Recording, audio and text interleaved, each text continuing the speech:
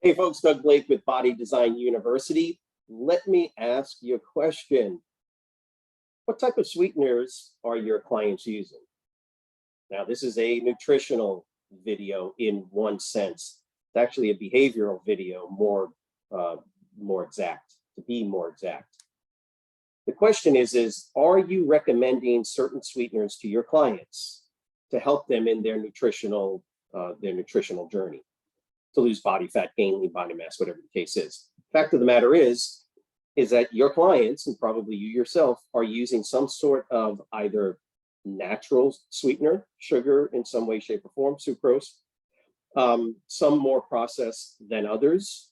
There's coconut sugar, turbinado, there's all different kinds of sugars that can be used as a substitute for pure granular white table sugar, as we call it, sucrose. This is not a video on which ones to use, but what I wanted to ask you was, are you using the one sugar? I'm not going to call it a substitute because it actually contains pure natural sugars, okay? It's the one, and I hear it all the time now, and it's kind of the flavor of the month, or it's been the flavor of the month, although new research has been coming out to debunk its efficacy and even potential safety as an actual substitute for table sugar itself. And of course, and by the way, this is because I'm hearing it quite a bit now. I've had many a conversation, and those of us that have studied the sugars and nutrition for a while, we've already known this, that this one particular sugar or one particular product that people now have got into is actually not what you want to be recommending. In fact, I would say even over artificial sweeteners such as aspartame and some of these other artificial non-sugar sweeteners, this one is probably even worse to use. Okay, just as a sort of intro to the intro, you shouldn't be using any of these things if you don't have to. But I know that's not going to be the case. The average person, your average client, is going to try to get some sort of sweetening element component in certain foods. I get it, not an issue. Try to use the ones that are, as least damaging, I guess, as you can get. And again, I'm not going to tell you which ones to use. It's going to tell you the one that we definitely recommend you don't use, and it's called agave, A-G-A-V-E. Yes, I know, and you may have heard now, or you may have read somewhere now that agave, and sometimes it's called agave nectar. It's actually incorrect. It's not a nectar.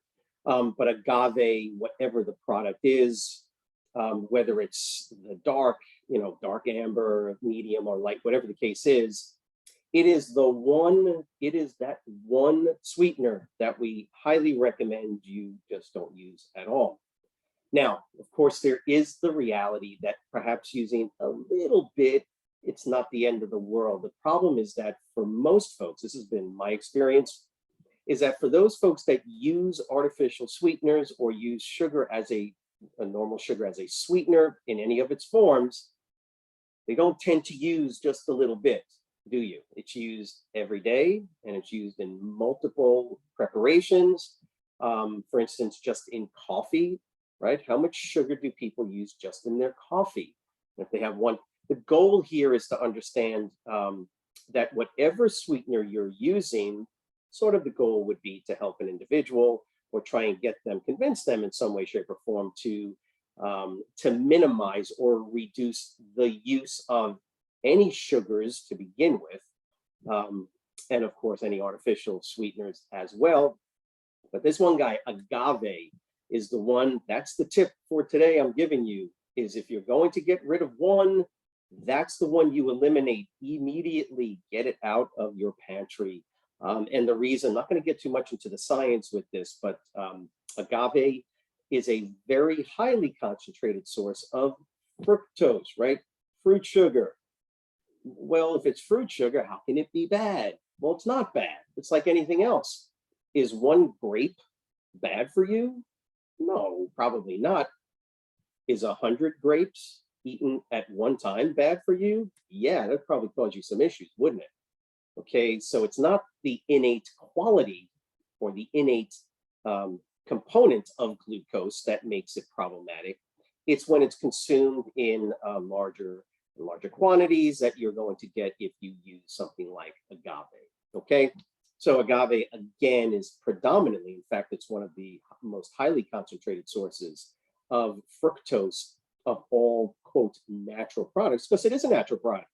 It's made from the agave plant. Generally, it's from the base root area, and that gets cooked down, and you're able to extract quite a bit or highly concentrated source of fructose. So just keep that in mind when you're talking to your clients. Now, again, I don't want you to tell your clients to use artificial sweeteners. You got two things to tell them. Number one, if you're using agave, get rid of it. Okay, that's step number one. Get rid of the agave. Why? Because it contains a very high level of fructose, very high concentrated source of fructose. Fructose in very small amounts, like what you would get in your normal healthy nutritional meal planning from fruits, for instance, and you get very little fructose in fruit. Fructose is very, very sweet. Fructose is 100 times sweeter, 100 times sweeter than the other well-known sugar, sucrose. Okay, and by the way, sucrose is made up of fructose and glucose.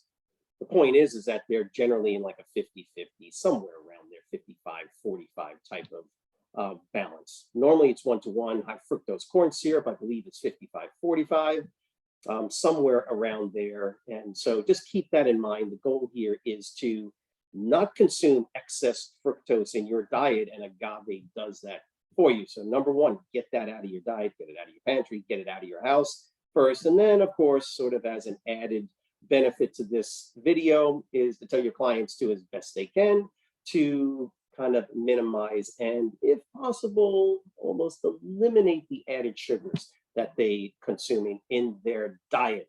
Look, if you have any questions, please go ahead, subscribe on our YouTube channel. You can hit the bell and just make sure that you are receiving all the updated information as it comes out. If you're watching this on our Facebook page, you can comment below if you have any other questions. You let us know if you have anything we can help you with. Thank you so much. Here at Body Design University, we're really, really focused on helping you become an industry-leading personal fitness trainer. Thanks for watching, and we'll see you next week.